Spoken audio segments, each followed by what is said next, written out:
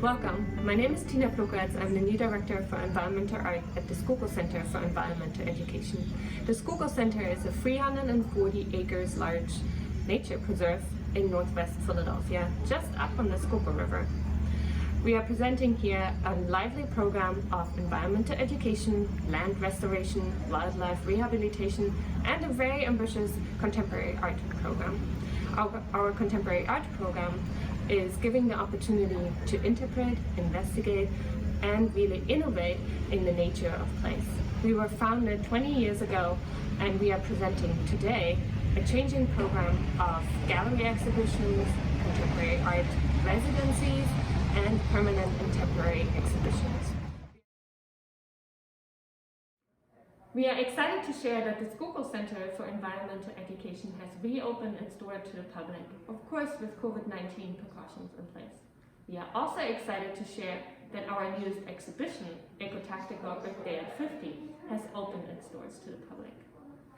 The show was organized by former director Christina Catanese and exhibition coordinator Liz Yelsemine.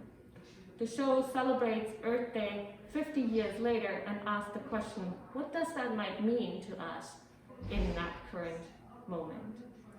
Its response came from 8 artists from Philadelphia and beyond, and they are sharing their stories about nature, community, and environmental justice.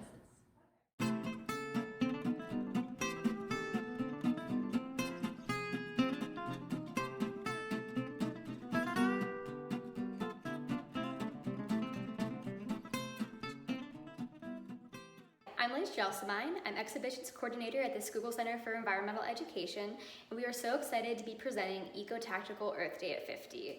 The show was scheduled to open back in April around Earth Day and was delayed due to the coronavirus, but we are looking forward to getting back on track and for you to all see the show, and we're also curious to see what new insights and perspectives being in the midst of a pandemic brings to the meaning of Earth Day in the year 2020. Right now, I'm standing in front of Solastalgia. It's a beautiful piece by Sophie Tuttle that represents not only the 150 to 200 species that go extinct every day, but also represents the importance of grieving and mourning as part of the process against fighting climate change and the other issues we face in society today.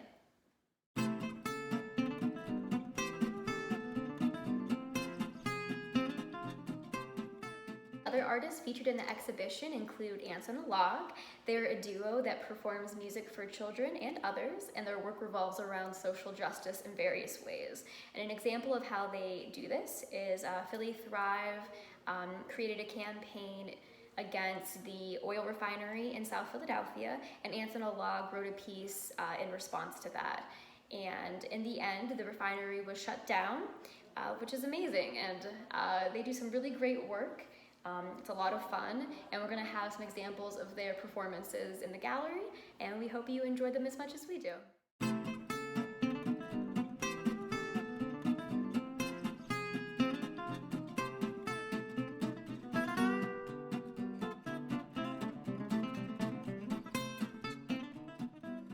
I'm speaking here with Kristen Taylor, a well-known Philadelphia artist who's working on the environmental field between alchemy, poetry, and environmental topics and activism.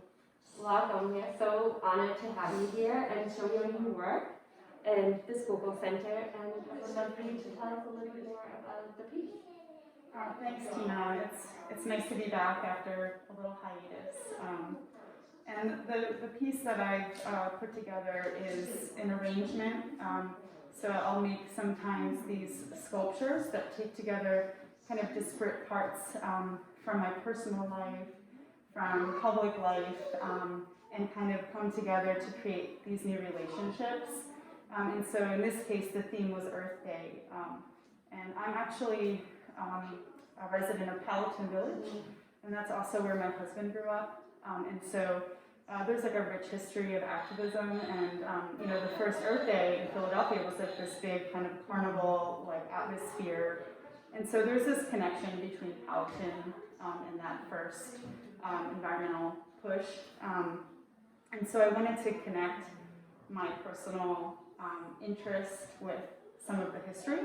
And so I worked with John Pettit from the Temple Urban Archives, and he shared with me some of the files from their Earth Day collection. And so I included some of those photographs in this kind of folded, thinking of it almost as like a book sculpture from that first, from the big event in Fairmount Park.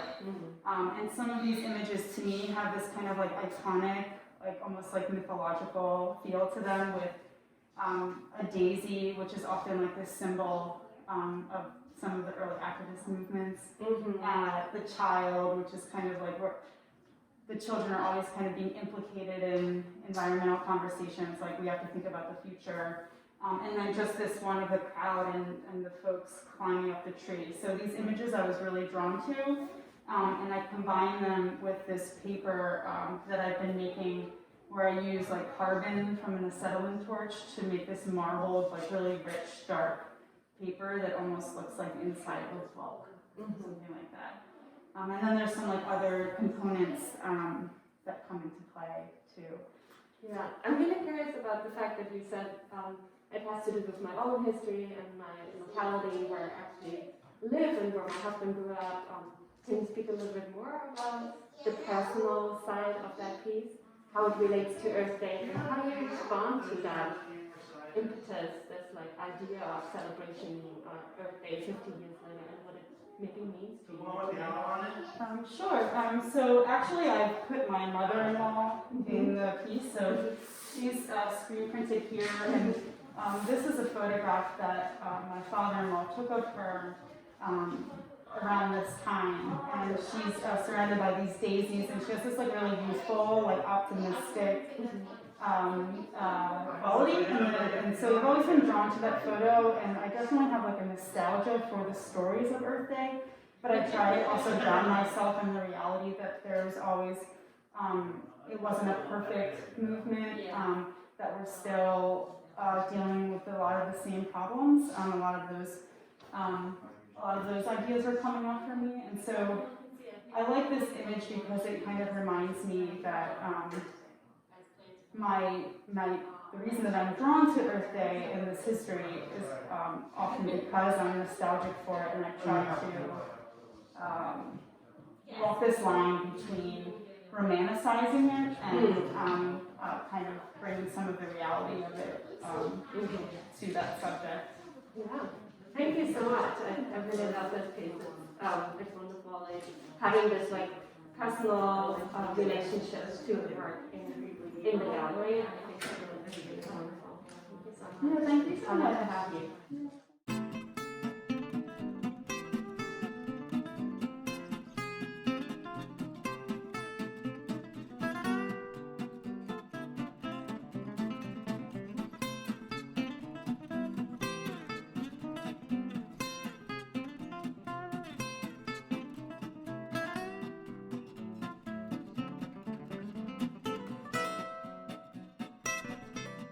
I'm standing here with Julia Weywick at our new installation she brought to us here to the Schuylkill Center for Environmental Education.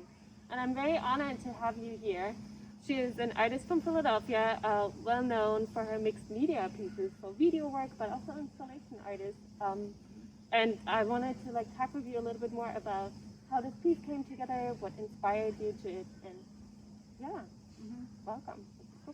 Thank you so much. It's really an honor for me to have my artwork here and to install this project. One of the inspirations that I had when thinking about the history, the 50-year history of Earth Day, I was really thinking about how the beginning of that movement was a movement of counterculture, of protest. I was reading more about the first Earth Day, and it was almost more of a sit-in in the atmosphere of a lot of the other protests at the time in 69, 70, anti-war protests and all of that. And so, so I was just really thinking about those words. At the same time, in the protests that I've been to in recent years, 5+ years, I really have admired the signs, the handwritten signs that I've seen, and I always take tons of pictures of it. So I just dove in deeper in that direction with this project. I looked at historical photos of the original Earth Day and looked at what people were writing on the signs. I looked at other, in the 90s there were more marches. more recent climate marches, and in fact, since the beginning of this project, and when it was supposed to be installed in April, a lot more has happened in our world. So there are, in fact, some that I added to the project over the summer to really reflect not only the urgency with climate, but the urgency with climate is so tied in to the urgency with racial justice as well. So yeah, so it's really meaningful. It's been really an honor. It's a great way for me to direct my energy and my thoughts as I'm manipulating materials to make these flags and now install them. And I'm so excited to have them be outside along a trail, so people can be outdoors and take a look. An idea of like a walking meditation is think about the messages as a viewer would walk through, you know, and be in nature and breathe, you know, just to really take it all in. Yeah, especially about what you said, like the turbulences of our time. I was like thinking about the fact that this is responding to like the Earth Day, like its celebration now, 50 years.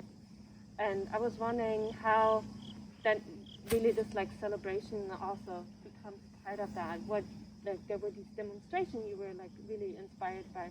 Where do you think like the art really takes part today in climate change demonstration or in Earth Day celebrations in general today? Where can art really take its part today?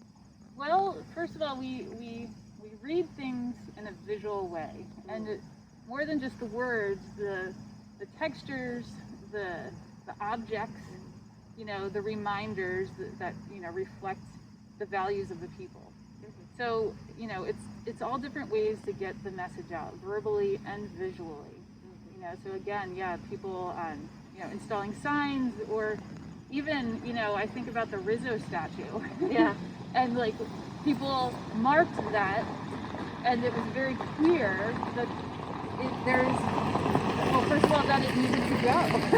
Yeah. You know what I mean? So different visual markers to express, you know, justice, really, you know, to allow the thoughts to come to, you know, manifestation in our world. Yes. Thank you so much for coming, and thank you so much for bringing this artwork to us. You're welcome. Thank you so much for having us.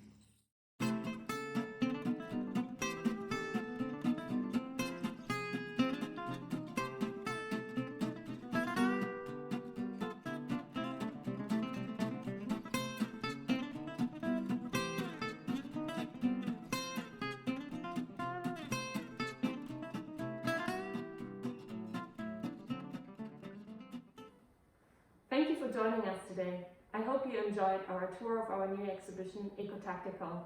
Please come and visit us at the Schuylkill Center. Take a walk in the woods and enjoy our art installation on our trails and in the gallery. See you then!